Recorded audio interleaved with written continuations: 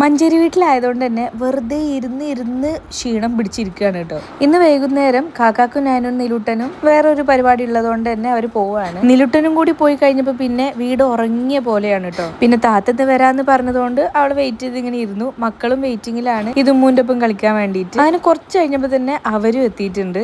സാധാരണ ഞാൻ കോഴിക്കോട് നിന്ന് വരുമ്പോൾ തന്നെ താത്താനും പിക്ക് ചെയ്തിട്ട് ഞങ്ങൾ ഒരുമിച്ചാണ് ഇങ്ങോട്ടേക്ക് വരാറുള്ളത്. പിന്നെ ഇപ്പോൾ റമദാൻ മാസം ആയതുകൊണ്ട് അവൾ ഇച്ചിരി ബിസി ആയതുകൊണ്ട് ഓക്ക് ഇന്നാണ് വരാൻ പറ്റിയത്. ഇമ്മ എന്തൊക്കെയൊക്കെയോ സ്പെഷ്യലുകൾ ഉണ്ടാക്കുന്നുണ്ട്. ഞങ്ങൾ രണ്ടാളും അതിന്റെ മണവും പിടിച്ച് ആ വർക്ക് ഏരിയന്റെ മുറ്റത്ത് ഇങ്ങനെ ഇരിക്കുകയാണ് കേട്ടോ.